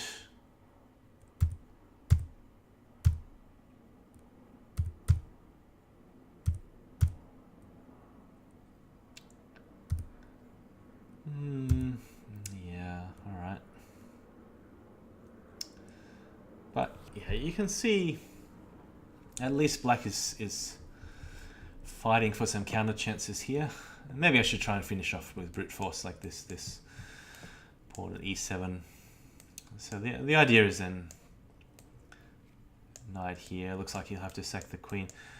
Now something very similar happened in the game, but in the game black had more pieces in hand to defend with. And I mean, he already had a bishop for d5, another bishop for c6, and so on. And now, with so many heavies, it looks like rook at e6, rook at f7 are threats, and yeah, black will have to defend some of these key squares at least. Although the knight in hand is really the piece I need. Rook will probably do the job on e6 as well. But it looks like this was the way to go. And maybe there's even a better way to continue the attack. Do I have to take the bishop back? Maybe there's a better way here. Could I just take here and then pawn at e7, knight at f5 before I allow the queen on the board in the first place? Yeah, I'm sure that was a better way to go. Anyway, we will go back to the game. So bishop takes b6. It was the most precise way to continue the attack. I did end up taking the bishop back. Queen at g4. Yeah, I mean, I always had this idea to put the bishop here, which is what I did in the game, and then knight drop on f5 and make him sack the queen back. And I saw the idea of knight dropping on g6 with attack on g7. My analysis stopped at the eventual bishop d5, so we'll come to that in the game in a moment. But probably the best move was to allow this sort of counterattack, bishop e2. Can I play rook e1? It's what I had to evaluate, this sort of thing here. So in this line, I still have the bishop covering f2. So in this case, king h1 is possible. And there's no obvious threat for black at the moment. So what piece does he need in hand to continue attacking? If he wants to set up this threat of queen takes knight or queen takes pawn, yeah, he's going to need a couple of pawns at least, maybe a knight as well. So not easy to see how that's going to happen. And yeah, I mean, I don't have any major threats at the moment either. Probably just rook at g3 would be my next move in this position. And after the rook is on the board and a couple of pieces start to appear, it does look very solid for white. And yeah, I mean, at the moment in the tournament standings, the situation is such that I have a ½ point lead over the field. And I'm not entirely sure whether Opperweisen is tied at the moment. He might even be a point behind, a point and a half off maximum score, so a point behind me. So a draw is actually not so bad. And I'll show you, I mean, you can see the game ended as a draw. You might be wondering how that happened in such a sharp position. But we'll come back to what happened in the game. I did play bishop at e7 check. It's a very forcing sequence. So knight drop there, take there, sack the queen, and bishop at d5 is certainly the best attempt at combining defense and attack. So the idea was to prevent the threat knight at g6 check, followed by rook at e6 or rook at f7, while simultaneously setting up the threat of knight at h3. And, mate with rook at h1, that sort of thing. Or even a bishop sack on g2 if king h1. So here I have to defend, and I thought the most secure way to cover some of the light squares was bishop at e4. And I don't think it's good for black to take with the knight, because then I mean, I can take it back, but I also have ideas of playing f6, knight at f5, queen at e7, this sort of thing. That's probably good enough. If he takes back with the bishop, did he do that? No, he played bishop at c6, very solid move. If he takes back with the bishop, then again this allows knight at g6 check, and then the queens all start to appear on the board. So bishop at c6, very good move. Still not entirely convinced and not sure the best way to proceed here. I mean, I really consider just going absolutely nuts and putting a rook on g6 or e6. Yeah, I don't know about this. whether it just allows too much counter attack. I mean, rook at e6. Is that even a move here? It's so difficult to work out. I mean, I've got time to do it. I still had probably 2 minutes left here. Time is ticking, but there's a lot to work out. I mean, the funny thing is in this game that with the shorter time control, one of two things would have happened. I would have just gone absolutely crazy, ending up winning with a brilliancy, or sacked all my pieces back to material equality, got frustrated, sacked even more pieces, and then ended up losing horribly. So, I don't know. I really, it's too hard to analyze this. I mean, bishop takes, what happens next? Pawn takes. Does he have some knight h3 move? Doesn't look like it goes anywhere. 2 rooks in hand, maybe even rook at h1 at some point, if the diagonal is open. Knight at e2. Now he'll have to take the bishop first, but then knight at f5. So I don't know, but this allows knight at g6. Could I have gotten away with rook at e6? I don't know. Maybe I could.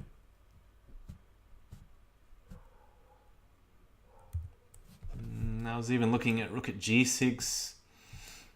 Knight at g6 check. Pawn takes.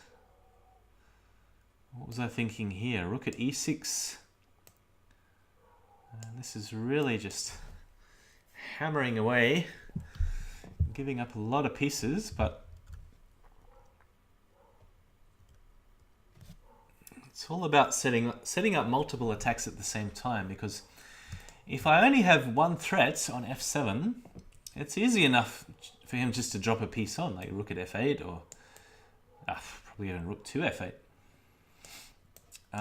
But with 2 threats at the same time, and I'm talking about bishop takes c6 here, and it won't be so easy to defend.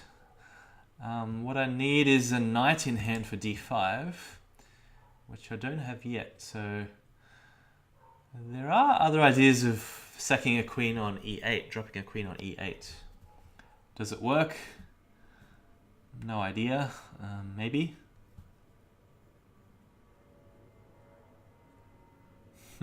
So for instance, pawn takes bishop. Oh, now I can't do that. I'll need a knight in hand. Yeah, maybe it's just not enough attack. Do I have to stop threats? Knight at f3, knight at h3.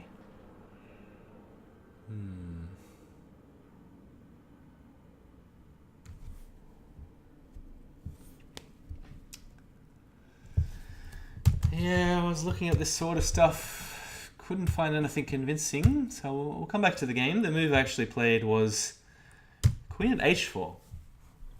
So yeah, I thought I needed to stop knight at h3 at some point, and I saw the draw here with bishop takes, bishop at e4. I decided to play one more move, queen at h4, and then work out what to do. So I wasn't sure whether he'd put the rook on g4, whether he'd go knight at f4, whether he'd take the bishop.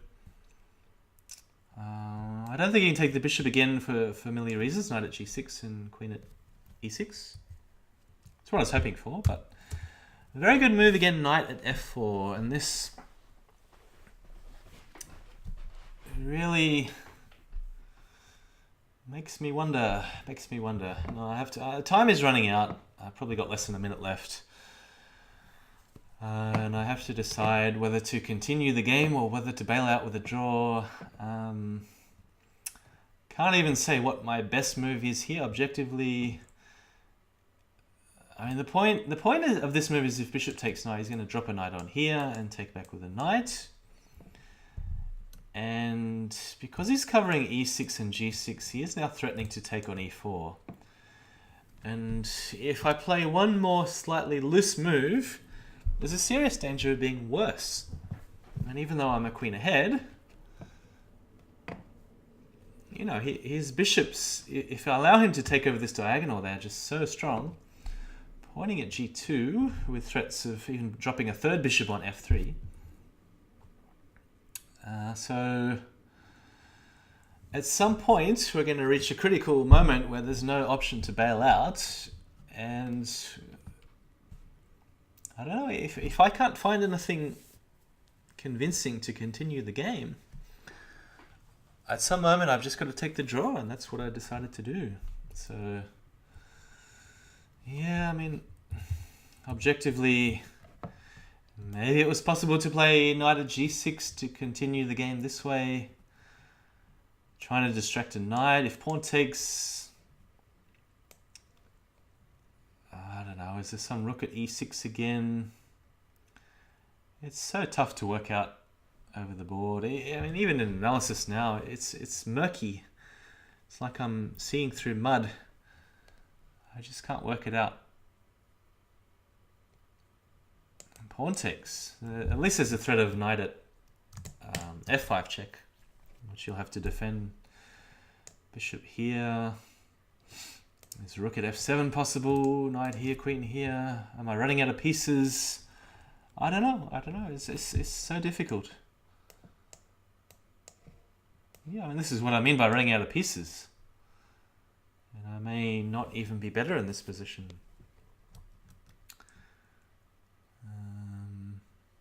At some point I'll have to deal with bishop takes here, bishop drop, bishop takes pawn. Alright, so the game ended peacefully with a trade, a repetition, and now you're on bishop at f3. And this is perhaps to scare me even more, or to provoke me into doing something rash, which I'll regret later. Again, it's approaching that point where there's just no bailout option, so I traded again. I put back a bishop. And in a hurry, I click the draw button,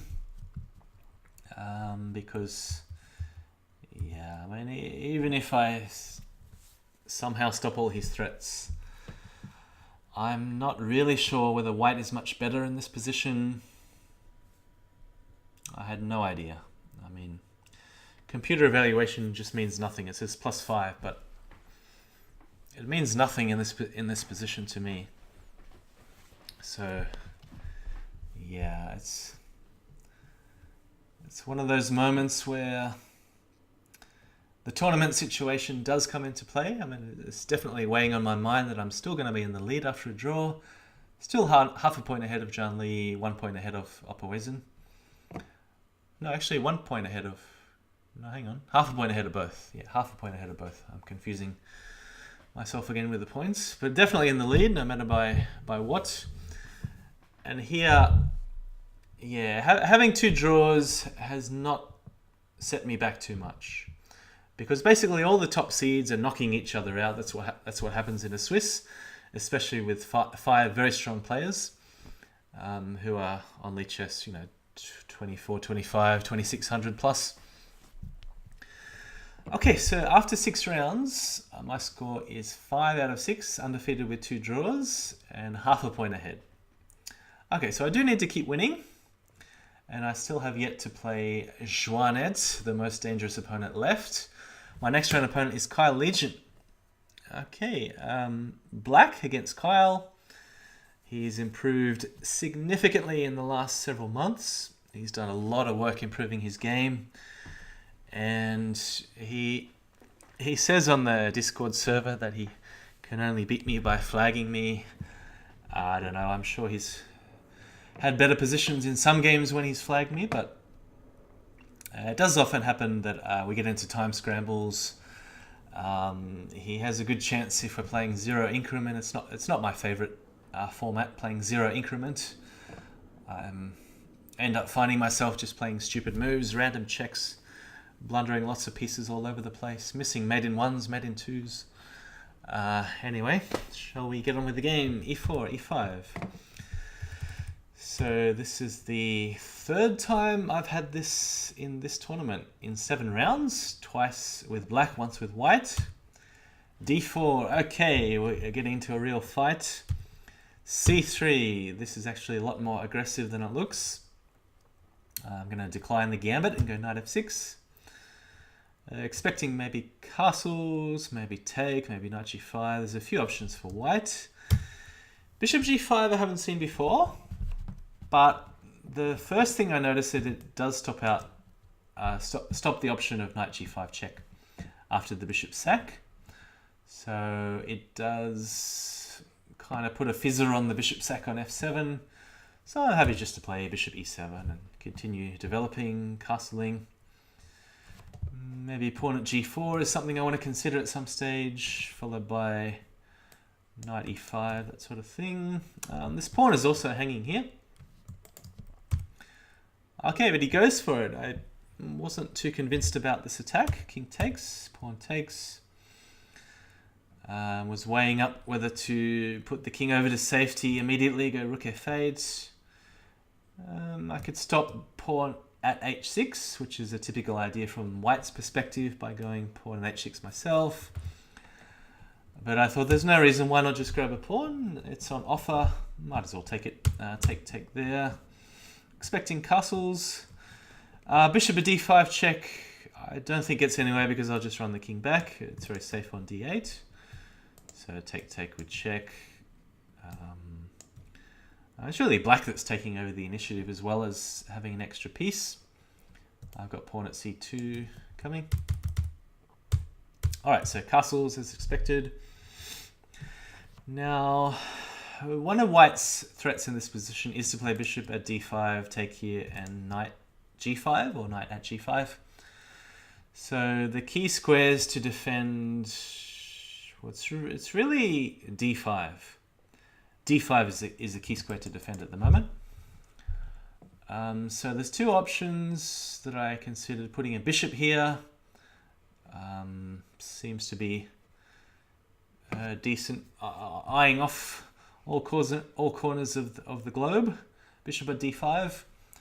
And the other move I considered was just king back to e8. Maybe king f8. It's a bit hard to tell where the king is safest. Maybe king f8 is safer, even though it looks a little bit counterintuitive to block in the rook. So one idea is to put a pawn here and start going h5, h4, h3, that sort of thing. And maybe stick a bishop here as well, just for support. But bishop at d5 is what I played in the game. Nothing wrong with this at all. Okay, so rook e1. Again, going for a similar idea with rook takes knight and knight at g5. So rook f8, I didn't think it was too much of a problem. Take knight there, king back, take. Bishop there, bishop on. Now, he does have some control over d5, but if he pushes this one, surely I have a good counter response here. What about just pawn e2 with the rook at f1 coming? This will be just too strong. So here I wasn't quite sure what to expect. I don't know. He probably just has to cover these squares here. I don't think knight g5 is any good. So yeah, knight c3 opens the first rank and also covers the square e2, hits the queen. So there's a couple of options. The most aggressive move here is to sack the queen on f3. Little bit risky, but I could probably get away with it. I mean, for instance, pawn takes. The idea is, of course, dropping a knight here. And his king is not going to be able to find safety. Let's see. Just for example, well, king g2, of course, I just put a knight back on f4. King h1, I can drop a pawn, knight f4, or just pick up the queen, knight d1. King f1. Pick up the queen. How can I go for more? I always want more. Pawn at g2, pawn at g1. Maybe. Yeah, I think taking the queen is just perfectly fine here. Yeah, maybe throw in knight f4 first. Try and do everything with check.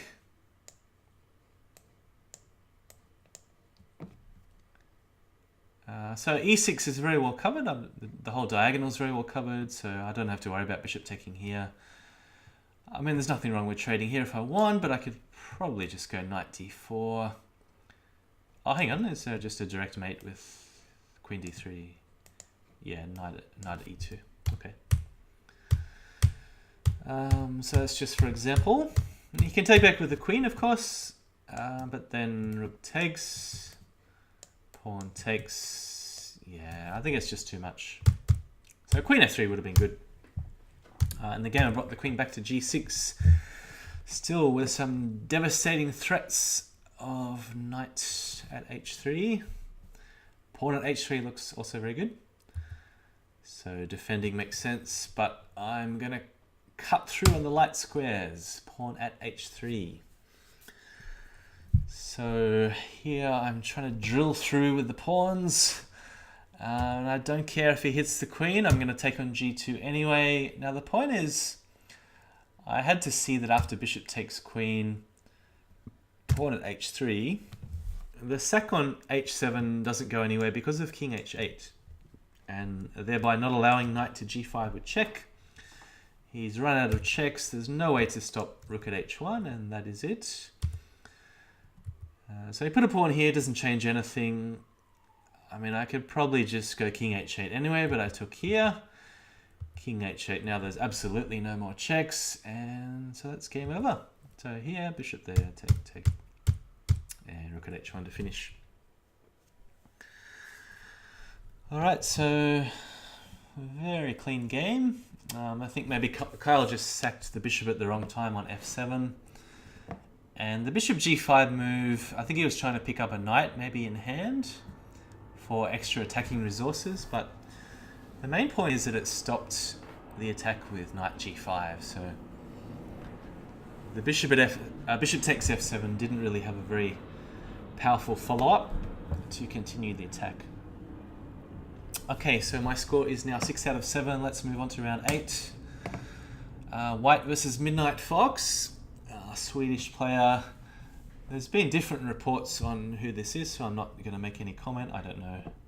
Probably someone I know from years back on Fix who plays Bughouse, but I'm not 100% sure. Okay, so I'm going to skip through the opening. We've seen it already. So e4, e5, early h6, same opening against John Lee, but this time castles allows a bishop sack on f7. I can take on h6 first because it gives me a pawn in hand. I'm not sure whether I need it, but the point is here, I'm going to eventually drop on g6 and g5 with the pawns. So these are what the two pawns, these are the final destinations of the pawns. Basically, no matter how black chooses to defend, I'm going to drop pawns on g6 and g5. So take there, pawn at g6, bishop on, pawn at g5. So one point is if he trades the pawns, knight g5 just reinforces the attack on f7. And I'm going to take 3 times, draw his king out, and just start putting the pieces back on the board. This is the whole point of trading in Crazyhouse and eliminating your opponent's defenders around the king. And of course you can see here my defenders, my castle defenders are still intact. And I'm going to come in with the first attack. So he tries bishop at h5 to support f7 again. I decided to take a couple of times. And even though I could trade the pawn for the knight, most situations that's a good trade. But does draw the queen out to f6, and I don't have a good knight drop to follow up, or a good bishop drop. Notice this one covering d5 and h5. So I decided instead to take the pawn. I think this is a good decision. And of course the intention is to drop a pawn here. Very similar to the previous game against Kyle Legion. By the way, congratulations to Kyle for winning the Shield, the April Shield. So I had a 30-point lead at some stage, but I had to take off and go to work at 7 AM, which was about an hour before the tournament finished. So he managed to overtake me in the end. Just as a side note, yeah, it's a really fun event because we both berserked 100%. I think he won something like 63%. I won something like 83%. It took me a long time to warm up.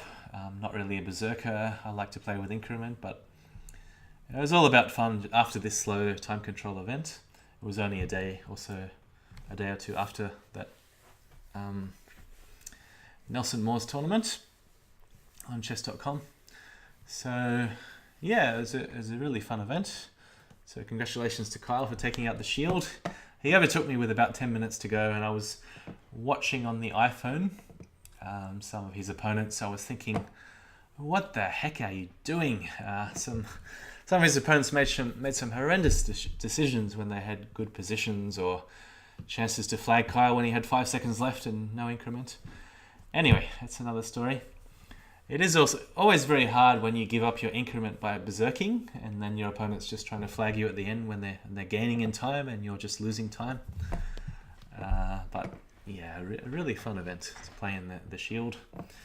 I played about 3 to 3.5 hours in total. A 6-hour event. Okay, so we're hitting about 2 hours in this competition now, that NelsonMoore's 5+5 event on chess.com. Trying to set up the same mate here against Kyle Legion, and he defended with bishop at f8, probably necessary. I was even expecting a king run to h7 at some point. Probably just no good because of knight g5 and taking here. But the non-obvious move, bishop at g5, I mean, he's probably expecting just pawn at g7, can't be bad. And then start dropping the bishops on here, put the rook on g7, that sort of thing. Maybe drop the bishop back on h4 too. Okay, but I thought this move is just a little bit more flexible because it still allowed the pawn to go somewhere else if needed. And of course, if he drops on g7, it doesn't help him defend because then take. I'll just stick the pawn back right in his face. Okay, so where are we up to? He played pawn h3, trying for a counterattack. He's got to try something. This position is indefensible, so he has to try some counterattack. So I decided to take the pawn. Now I don't want to play g3, just in the off chance he might pull off a miracle and exchange some pieces and win a rook somehow. And I do want to drop the rook eventually on g7, and just in case he can sack the queen for it. I thought taking was correct. Takes back, pawn at g7, take, bishop on, rook check. And I'm just picking up the bishop on f7, so I think he'd had enough here. He resigned. It's perfectly reasonable because I mean, it's just so hard to defend all the squares. So many threats, pawn at g7, just bishop takes f6 as well. It's too hard to cover everything. I mean, a knight at g6 at some point will be a killer after I trade the bishop for the knight. I mean, you can try pawn at g2, but can I afford to just leave it there? I can move the rook, but take. Rook there, pawn there. Okay, so I do need to either move the rook or do a checking move. Do I have any force sequences leading to mates? That's the first thing to always ask yourself. So bishop takes I don't like so much because queen takes here. Pawn there, king h7, knight g5. Trying to pick up the queen with check. Does it work? Knight at g5, I mean. But then there's king g6. I don't know. I mean, maybe this works. Maybe it doesn't. It's a bit of a moot point, really. Oh, rook takes f6. Yeah, because I could do this a lot simpler with rook e1 earlier, but if it works, it works. Yeah, and this is the same sort of thing. King g8 is possible. Probably rook f8 is good enough. Threatening to promote, so he's got to take it. Take there. And it's all about winning the queen with check. And if there's no way to do that, then Obviously, I have to take my moves back. I'm not really seeing it here. Is there a way? Rook at h8, bishop... No. No. Bishop f, bishop at h7, take, check. No. No.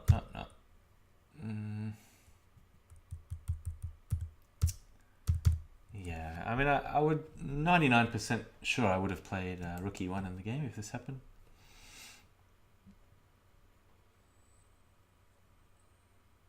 And yeah, he has to chase down this rook in order to set up a mating attack.